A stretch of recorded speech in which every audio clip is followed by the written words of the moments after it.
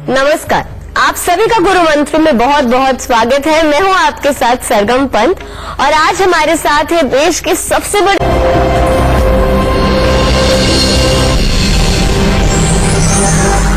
नमस्कार, आप सभी का गुरु मंत्र में बहुत बहुत स्वागत है। मैं हूं आपके साथ सरगम पंत और आज हमारे साथ है देश के सबसे बड़े गुरु astro scientist GD Vashishtha ji. आपका बहुत बहुत स्वागत है गुरुदेव। खुशियां दाता, सदा सुखी रहो बेटा। क्या आप भी ऐसा सोचते हैं कि आप मेहनत तो बहुत करते हैं पर उसका फल, उसका परिणाम आपको नहीं मिलता? क्या आपको ऐसा लगता है कि आपकी नौकरी बस चलती चली जा रही है पर आपकी तरक्की नहीं हो रही, ना आपकी प्रमोशन हो रही है और ना ही आपके घर में पैसे आ रहे हैं? और ऐसे में आपके मन में बार बार बस एक ही सवाल उठता है कि ऐसे में करें तो क्या करें। आज हम गुरुदेव से इसी विषय पे बात करेंगे, पर इसके साथ साथ और कौन से अन्य विषय होंगे ये भी आपको बता देते हैं। प्रमोशन दिलाने वाले अचूक उपाय। लगातार मेहनत करने के बाद भी तरक्की ना मिलने की वजह। कैसे आप अपने बॉस को खुश रख सकते हैं? आपको हर फील्ड में सफल बनाने वाले अचूक उपाय। तो हमेशा की तरह शो की शुरुआत करूं उससे पहले आप सभी को याद दिला दूं कि फेसबुक पर गुरुमंत्र पेज को लाइक करना बिल्कुल मत भूलिए, क्योंकि वहां आप गुरुदेव से अपने सवाल भी कर सकते हैं। और इस वक्त टीवी स्क्रीन पर जो ईमेल आईडी फ्लैश हो रही है यानी कि www.gurumantra@itvnetwork.com, इस पर आप हमें मेल कर सकते हैं। और अगर आप हमारे शो पे कॉलर बनना चाहते हैं तो इसका जिक्र आप हमें मेल करते समय कर दें, हमारी टीम आपसे खुद संपर्क करेगी। और गुरुदेव से सीधा संपर्क करने के लिए अभी फोन उठाएं और टीवी स्क्रीन पर फ्लैश हो रहे दूसरे नंबर पर कॉल करें।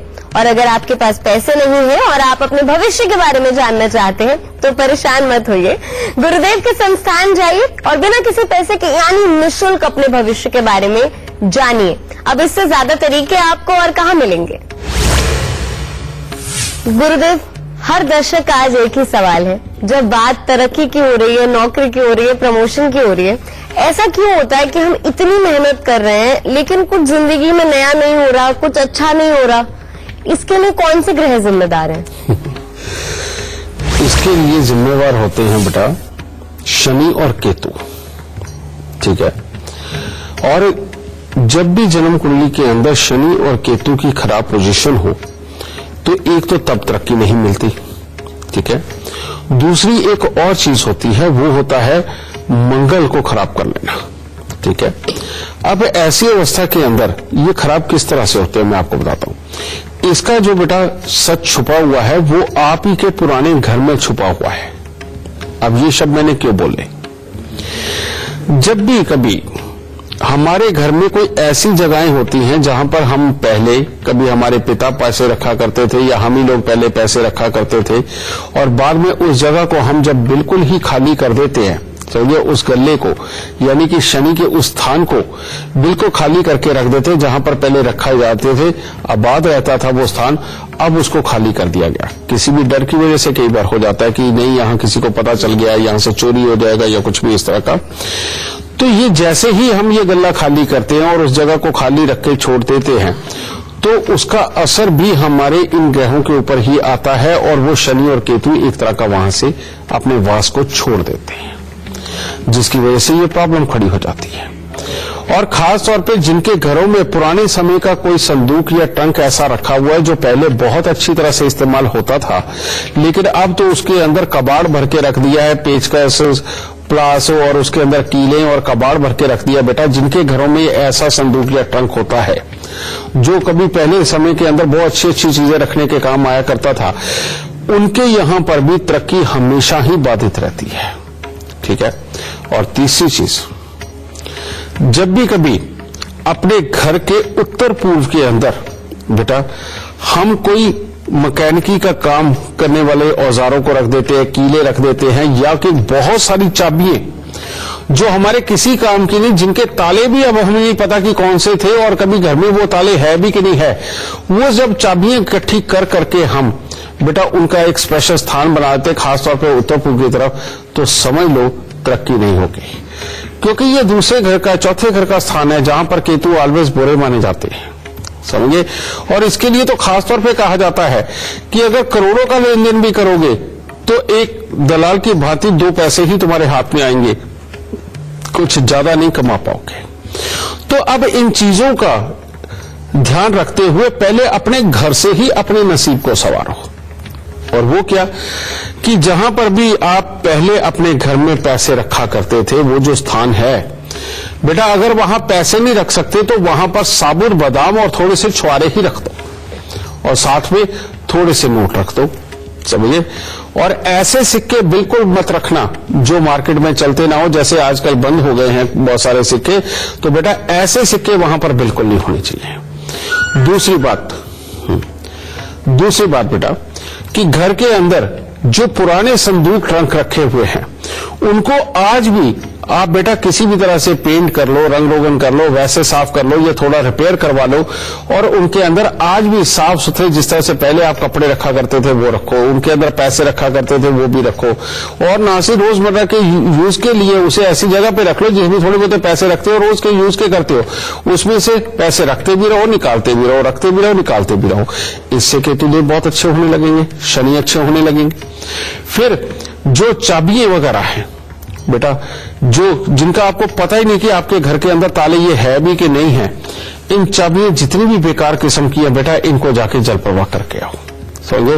बात फेंक दो, कबाड़ी को बेच दो, जो मर्जी करो, लेकिन ये फालतू की चाबियां रखी हुई आपके लिए बहुत बड़ी मुसीबत का कारण है। तो पहले तो इनको करके हटो। फिर उसके बाद में जब भी जिंदगी के अंदर तरक्की ना मिले और आप मेहनत पूरी कर रहे हैं, अपने आप को साबित पूरा कर रहे हैं और जिंदगी के अंदर वाकई में पूरा जो संस्थान है वो आपके कर्म की वजह से चल भी रहा है, ये सारे गुण होने के बावजूद भी अगर आपको तरक्की नहीं मिल रही तो इसका मतलब क्या है? इसका मतलब है केतु कमजोर हो गया।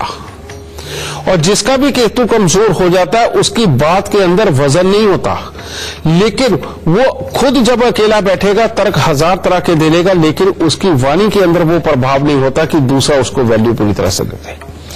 ये प्रॉब्लम केतु की खराबी के कारण ही आती है। इसको अच्छा करने के लिए क्या करना है? सबसे पहले कान छेदन करवा के उसके अंदर सोना धारण करो। फिर दूसरा काम क्या करना है? 43 दिन लगातार लाल झंडा तिकोना गोटा किनारी वाला, जैसे हनुमान जी का झंडा तिकोना होता है बेटा, ऐसा उसके ऊपर गोल्डन कलर का गोटा किनारी उसके ऊपर लगा होना चाहिए। उसमें डंडा लगा के 43 दिन लगातार मंदिर की छत पे लगा दो, यानी कि जन्म कुंडली के 12वें घर में पहुंचा दो कि तू अपने आप ही अच्छे होने लगेंगे। ठीक है। फिर इसके बाद मंगल और शनि, मंगल और शनि को जिस जातक ने अच्छा कर लिया बेटा, उसके जीवन के अंदर तो दुख वैसे ही नहीं बसते। आपकी कुंडली में कहीं पर भी मंगल शनि बैठे हों, लेकिन आपको अगर तरक्की नहीं मिल रही तो एक सिंपल सा उपाय, और वो क्या? लोहे का एक कटोरा लीजिए, उसमें शहद भरिए और उसमें 10 डलियां सुरमे की डाल लीजिए, छोटी छोटी साबुत सुरमे की डलियां डाल के हर मंगलवार को या हर शनिवार को करना, हफ्ते में एक ही दिन है, ये मंदिर के अंदर रखना शुरू कर दो। इतने से उपाय करके देखो बेटा, जिंदगी के अंदर तरक्की निश्चित हो जाएगी और अपने आप अपने सारे रास्ते खुल जाएंगे और तरक्की पाकर के आप खुशहाल इंसान बनेंगे। तो चलिए अब समय हो गया है फेसबुक कॉलर लेने का। गुरुदेव, दर्शकों ने फेसबुक पे सवाल पूछा है, उनमें से एक दर्शक है अमित, वो अपने बेटे के बारे में जानना चाहते हैं। जन्म की तिथि है 19 नवंबर 2015 और समय है 3:09 PM। ठीक है। और आजमगढ़ उत्तर प्रदेश का जन्म है। जानना चाहते हैं कि बच्चा आगे जाके लाइफ में क्या करेगा, उसका भविष्य कैसा रहेगा। वैसे त्रिक भवन किसे बोला जाता है? जो बुरे घर होते हैं, और ये बुरे घर होते हैं 6, 12 और 8, इनको त्रिक भवन बोला जाता है। ठीक है। इसके अंदर आए हुए ग्रह हमेशा बुरा ही करते हैं, ये बात सत्य है, लेकिन बेटा ये कलयुग है और जिसके अंदर सच में ग्रहों ने अपने फल देने का तरीका भी बदल दिया है। अब ये त्रिक भवनों के अंदर बैठे हुए इसके 4, 3, 7 और 8 ग्रह इसके त्रिक भवनों के अंदर बैठे, लेकिन इनमें सबसे पॉजिटिव चीज क्या है कि इसका केतु निकल के 12वें घर में चला गया, जिसकी वजह से इस कुंडली को बेइंतहा अच्छा किया जा सकता है। लेकिन बुरी बात क्या है कि यहां पर बैठे हुए ग्रह चलो सपोर्ट कर देंगे, चाहे अच्छे बुरे काम यानी कि चुस्ती चालाकी तेजी बच्चे में आ जाएगी, ठीक है, लेकिन चंद्रमा के कमजोर होने की वजह से बेटा सब कुछ होते हुए पैसे की कमजोरी के हालात नजर आते हैं, जिसके अंदर की माता पिता की प्रॉपर्टी को लेकर भी कोई ना कोई पैसे को लेकर के भी जीवन में प्रॉब्लम आती है। तो अगर इसका इलाज करके चलेंगे और इस केतु को और प्रबल करके चलेंगे तो ये त्रिक भवनों के अंदर बैठे हुए ग्रह करेंगे क्या, मैं आपको वो भी बता देता हूं। ये यहां छोटी उम्र के अंदर भले ही पेट से संबंधित छोटी मोटी दिक्कतें और स्वास्थ्य से संबंधित छोटी छोटी ये दिक्कतें लगा करके चले, लेकिन ये बच्चा जैसे जैसे उम्र में प्रैक्टिकल करते हुए बड़ा होगा ये बहुत ही कामयाब निकलेगा। अगर किसी भी तरह की शेयर मार्केट इसके साथ में संबंध हो, किसी भी तरह के ऐसे काम के अंदर जिसके अंदर के टेंडर वगैरह निकलते और अचानक लाभ होना हो, यानी कि अचानक होने वाले काम जितने भी हैं इनमें से किसी भी काम के अंदर इस बच्चे को डाला गया तो इसकी किस्मत औसम निकलेगी, समझिए। और इसी के अंदर ये बच्चा इंडस्ट्रियलिस्ट भी बन सकता है, यानी कि फैक्ट्री वगैरह लगा करके चलाना, लेकिन उस काम को कभी मत करने देना, क्योंकि इसके साथ में बैठे हुए जो ग्रह हैं वो काम लोहे के करवा देंगे, थोड़ा लाभ भी देंगे, लेकिन समय समय पे घर के अंदर बहुत बड़ी मुसीबतें डाल के बच्चे को खराब भी करेंगे। इसलिए लोहे के कामों के अंदर नहीं जाने देना, ठीक है। इसको किसी भी तरह का प्रोफेशन बनाओ और पैसे में खेलने वाला बनाओ, यानी कि जिसके अंदर पैसा ही पैसा रहे, या इसको ऐसे कोर्सेज करवाओ जैसे बिजनेस रिस्क मैनेजमेंट वगैरह हो, समझे, जिसके अंदर फाइनेंस का पूरा ख्याल रखना हो। इस तरह की चीजों के लिए इस बच्चे की कुंडली औसम है और प्रोफेशनल लाइफ इसकी टॉप की रहेगी।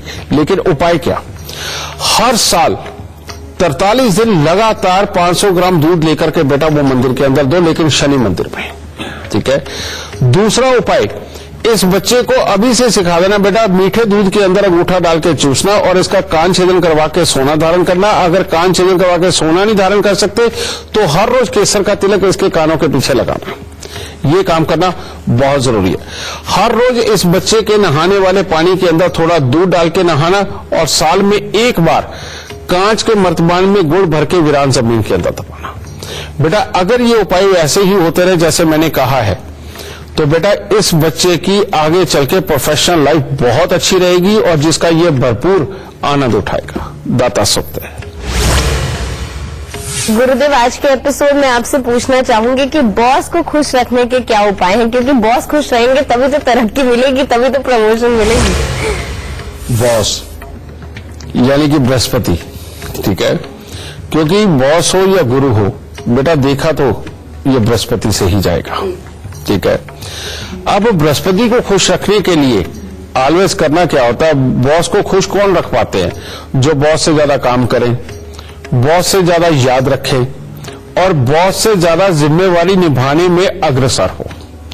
अब ये गुण लाने के लिए क्या करना पड़ेगा, ये गुण सिर्फ और सिर्फ उन लोगों में होता है जिनकी याददाश्त बहुत अच्छी होती है, और जिनकी याददाश्त ही बहुत ज्यादा अच्छी ना हो, जो समय के, मान लो कई लोग तो ऐसे हैं बेटा कि एक पहर भी नहीं बीतता और बात को भूल जाते हैं और उसके बाद उन्हें बात वो याद आती 2 महीने बाद।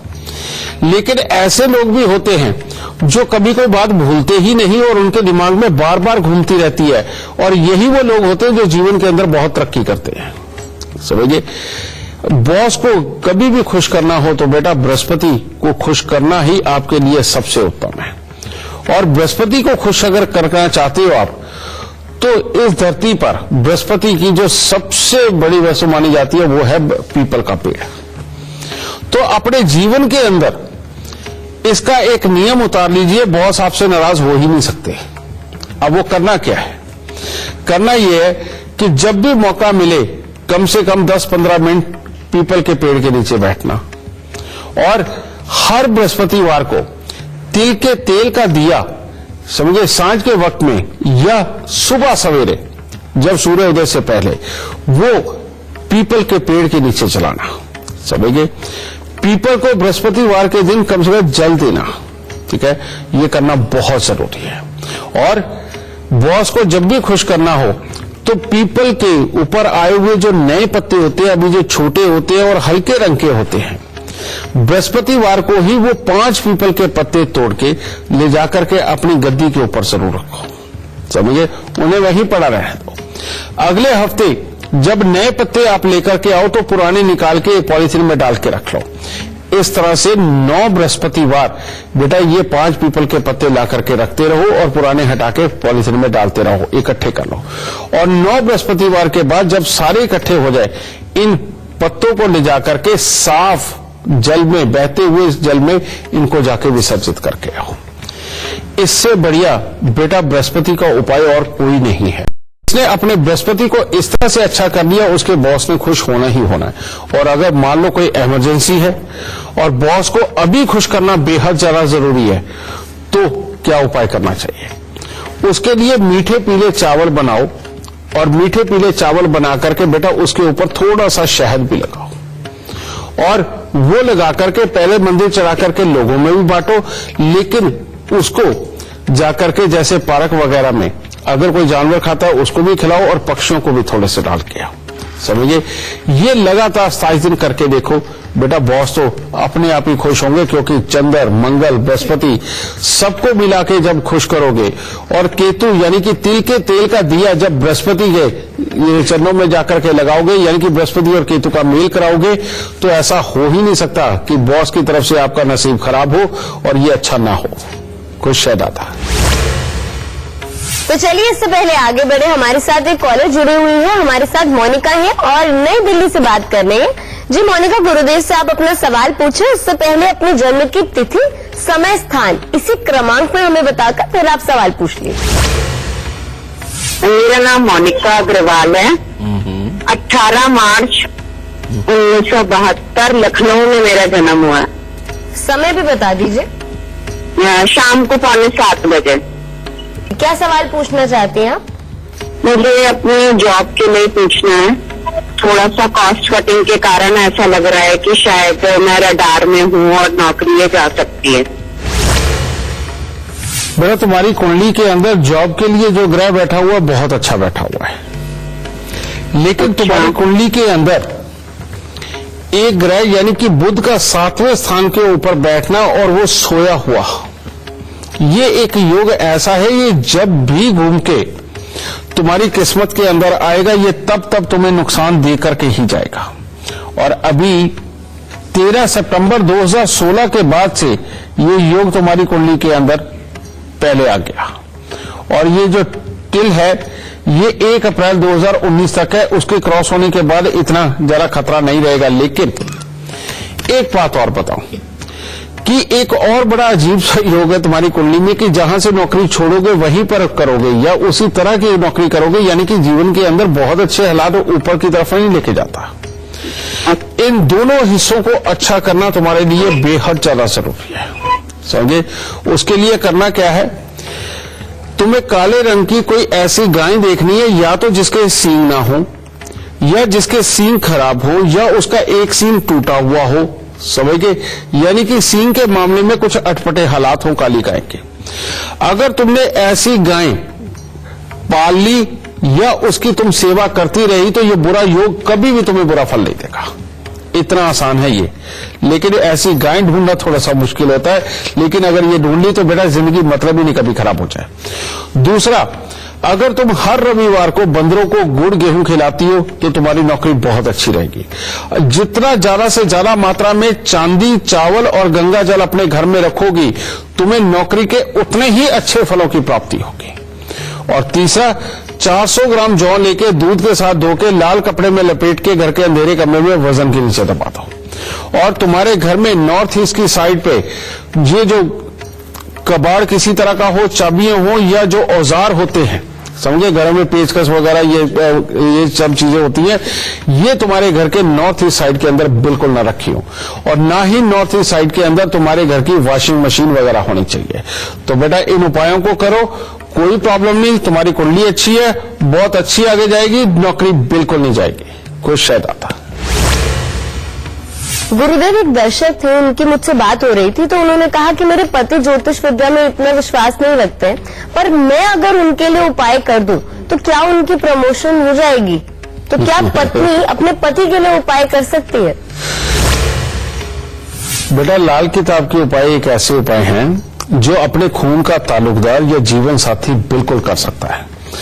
बहुत सारे बच्चे ऐसे होते हैं जो विदेशों में रहते हैं, ठीक है। अब विदेशों में कई बार वो कहते हैं कि यहां पर ये उपाय संभव नहीं है, यहां पानी नहीं है या कहीं दबाना संभव नहीं है, तो कोई बात नहीं, उनके ब्याह पे यहां पर उनके जो भाई बहन हैं, उनके जो माता पिता वो कर सकते हैं। और अपने जीवन साथी का उपाय तो हर कोई ही कर सकता है। अगर मान लो पत्नी नहीं कर रही तो पति कर सकता है, और अगर पति नहीं कर रहा तो पत्नी कर सकती है। और कुछ खास हालातों में तो अपने खून के ताल्लुकदारों में भी कोई भी कर सकता है, यानी कि अगर चाचा चाची समझे इनके कोई बच्चे हैं, समझिए वो भी ताऊ चाचे के बच्चे भी आपस में एक दूसरे के उपाय कर सकते हैं, क्योंकि ये एक ही खून है। तो खून का संबंध और जीवन साथी के संबंध में एक दूसरे के उपाय हर कोई कर सकता है, इसमें कोई संशय नहीं है। तो चलिए वक्त हो गया है छोटे से ब्रेक का, कहीं मत जाइएगा, गुरु मंत्र जारी है।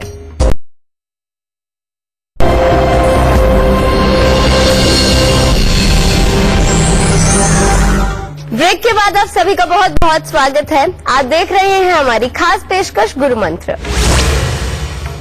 गुरुदेव, आपसे आज पूछना चाहूंगी कि जो लोग नौकरी करते हैं उनकी कुंडली कैसी होनी चाहिए, उसमें क्या ग्रह होने चाहिए, उनकी क्या दशा होनी चाहिए ताकि उनको जीवन में तरक्की मिले। बेटा, जन्म कुंडली के अंदर जब भी छठा घर आबाद हो और 12वां घर आबाद हो तो इंसान को नौकरी बहुत ही रास आती है। अभी हमने थोड़ी देर पहले एक कुंडली देखी जिस बच्चे के बारे में मैंने कहा था कि अगर अचानक होने वाले कामों के अंदर या अचानक होने वाले लाभ के अंदर, मैंने उसको शेयर मार्केट की भी एडवाइस दी थी, मैंने ये भी एडवाइस दी थी कि वो बच्चा अगर फाइनेंस के कामों के अंदर किसी भी तरह रहेगा तो इस बच्चे को बहुत तरक्की मिलेगी। उसमें था क्या, छठे घर के अंदर 4 ग्रह बहुत अच्छे, समझे, और 12वें घर में केतु। तो बेटा ऐसे बच्चे को अपनी नौकरी के स्थान के ऊपर वाकई में बहुत अच्छी तरक्की मिलती है, समझे। और जन्म कुंडली के अंदर जब भी 5वें घर के अंदर ग्रह ज्यादा हो लेकिन उनमें सूर्य ना हो, समझे, तो बच्चे का नौकरी पे टिक पाना ही मुश्किल होता है। लेकिन अगर 5वें घर के अंदर मंगल या सूर्य आ जाए, समझे, तो नौकरी बहुत शानदार चलती है। और अगर सूर्य और मंगल 5वें घर में ना हो तो ऐसी अवस्था के अंदर बेटा छठे घर के अंदर अगर कोई ग्रह होंगे तो जिंदगी के अंदर नौकरी चलेगी। और अगर ऐसी अवस्था के अंदर छठे घर में बैठे ग्रहों के मित्र कोई 12वें घर में भी बैठ जाए या केतु ही वहां चले जाए तो जिंदगी के अंदर, नौकरी के अंदर घूमते फिरते हुए, सफर करते हुए जिंदगी में बेइंतहा तरक्की मिलती है, समझिए।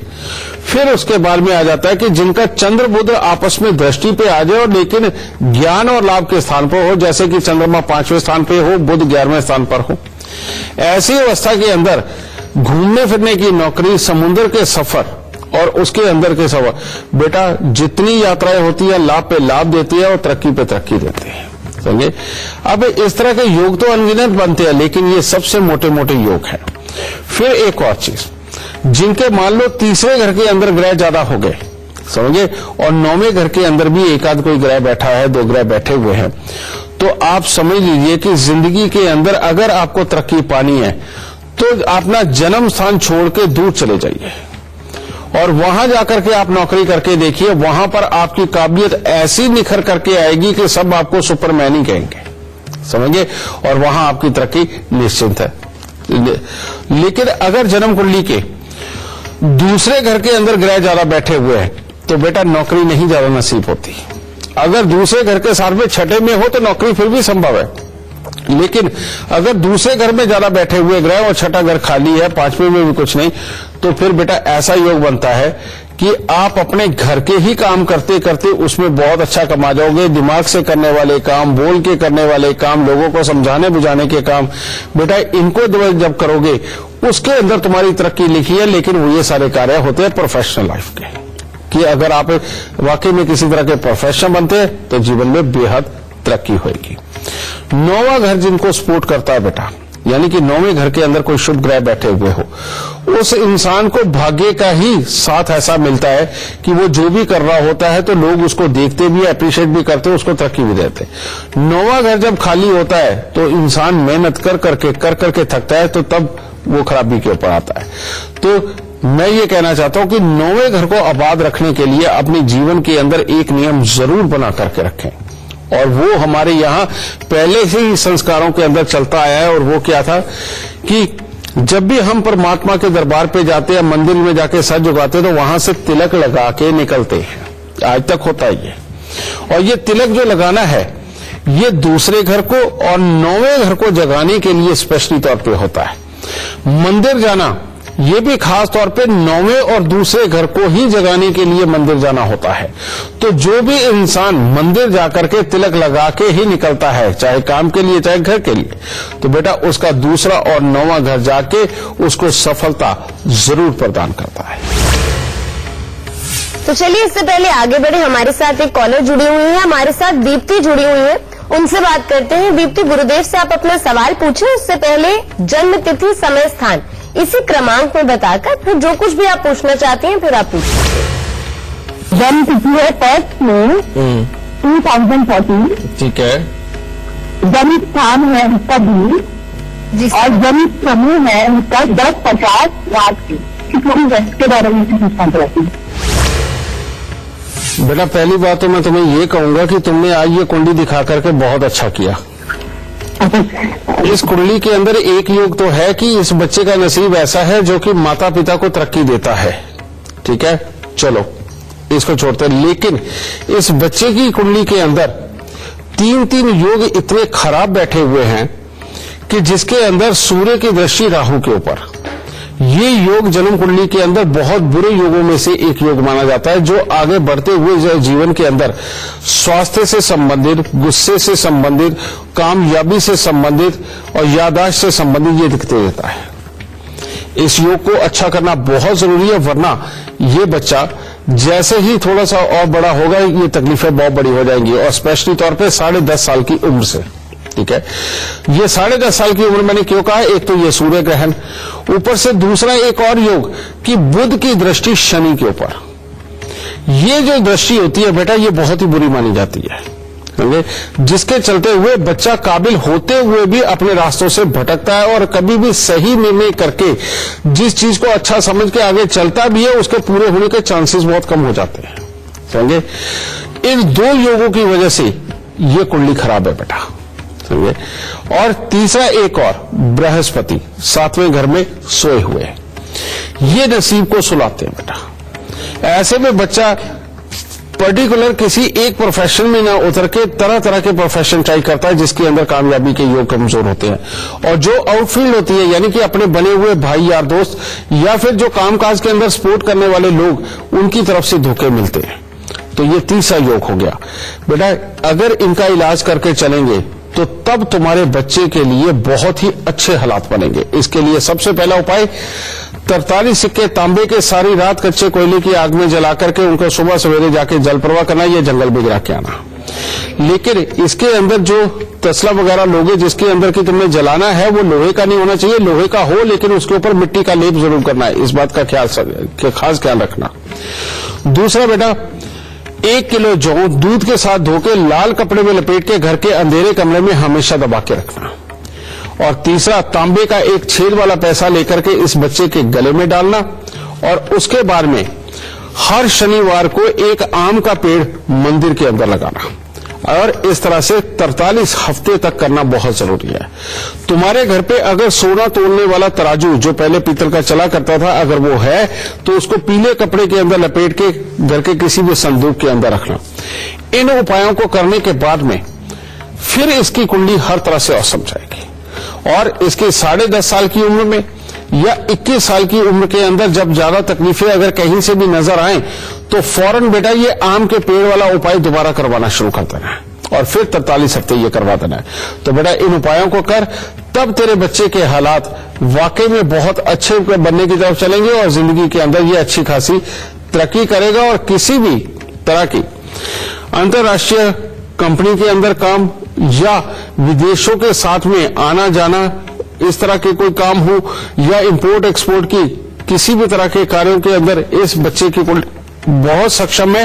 इन उपायों के बाद उस तरफ से बहुत अच्छे फल प्राप्त होंगे। दाता खुश रहता है। गुरुदेव, आपसे पूछना चाहूंगी, आखिरकार ये कौन से लोग होते हैं जो अगर नौकरी करते हैं उसमें उनको तरक्की मिलती है, और अगर नौकरी छोड़ के कारोबार की शुरुआत करते हैं तो उसमें भी बहुत तरक्की पाते हैं? कौन सी ये दशा होती है, कौन से योग होते हैं, कौन से ग्रह होते हैं? ये तीसरा योग मैं भी बता देता हूं बेटा, कि कई लोग नौकरी में भी बहुत तरक्की करते हैं और नौकरी तो करते ही करते हैं, वहां से पैसा आ ही रहा होता है, अपना बिजनेस भी बहुत अच्छा चलता है। ठीक है, ये जो योग है, मैंने अभी थोड़े दिन पहले एक एपिसोड में मैंने कहा था कि 9वें घर से बादल उठते हैं, 10वें घर से पानी भरते हैं, दूसरे घर के पहाड़ से टकरा करके वर्षा करते हैं और चौथे घर में फसल होती है। जिनकी जन्म कुंडली के अंदर बेटा 9वें, 10वें, दूसरे और चौथे घर के अंदर कोई भी ग्रह बैठे हुए भले ही आपस में दुश्मन हो, ठीक है, ये जिनके बैठ गए वो लोग नौकरी पे अगर हैं तो बेटा नौकरी से तो कमाई आएगी आएगी, बिजनेस से भी आएगी। जिन लोगों की कुंडली के अंदर 10वें घर के अंदर शनि बैठे हों, ठीक है, या मंगल बैठे हुए हों, या फिर बुध बैठे हुए हों, इनमें से कोई ग्रह बैठे हो और साथ ही दूसरे घर के अंदर भी कोई अच्छे ग्रह बैठे हुए हों, ऐसे लोग नौकरी और व्यापार दोनों ही बहुत अच्छी तरह से कर सकते हैं। आपने देखा होगा कई लोग किसी खास महकमे में होते हैं, यानी कि किसी खास जगह पे, मान लो इंजीनियरिंग डिपार्टमेंट में ही होते हैं, ठीक है, और उसके बाद में उनका इंजीनियरिंग डिपार्टमेंट में क्या क्या चीजें सप्लाई होनी है, उनके ही अपने कोई भाई बंदे वही काम कर रहे होते हैं और वहां पर वो भी कर रहे होते हैं। तो अब क्या हुआ, उधर उनका वो धंधा भी चल रहा है, इधर नौकरी भी चल रही है।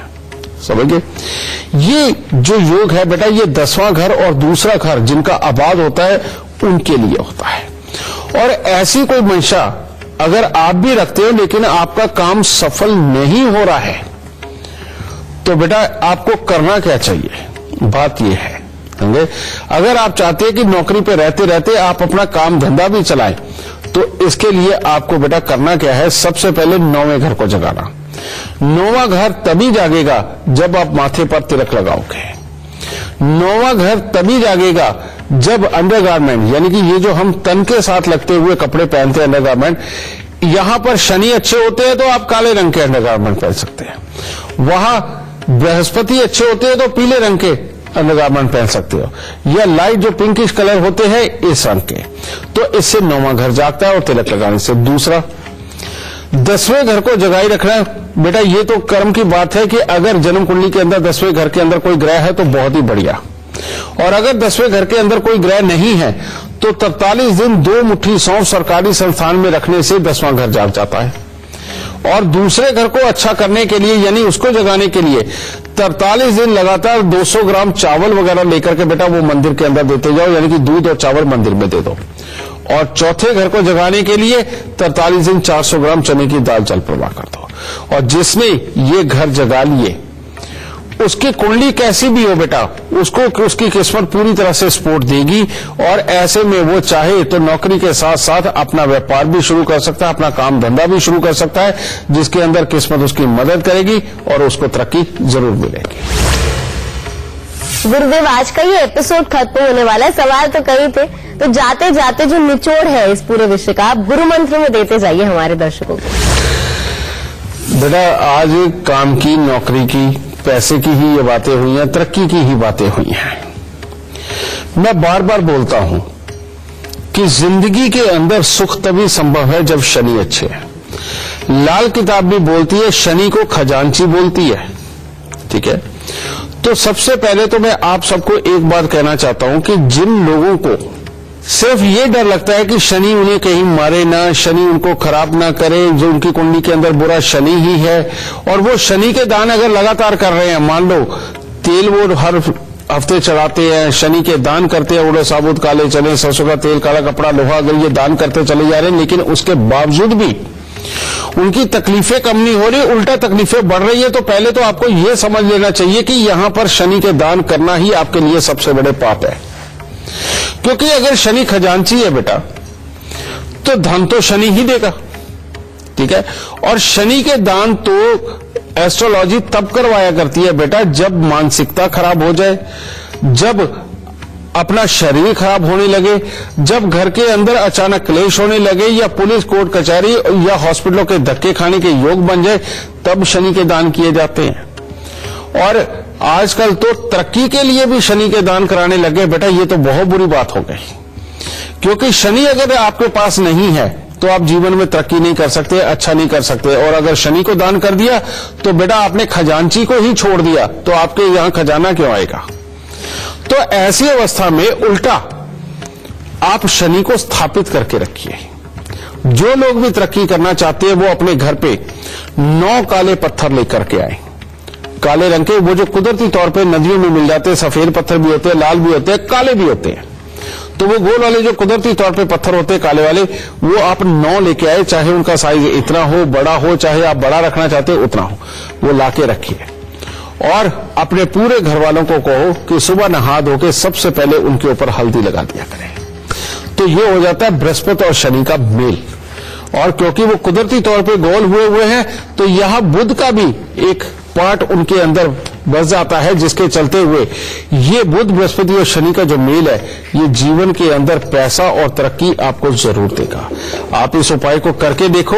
और शनि के दान बेमतलब बिल्कुल मत करना, वरना जिंदगी में चोट खा जाओगे।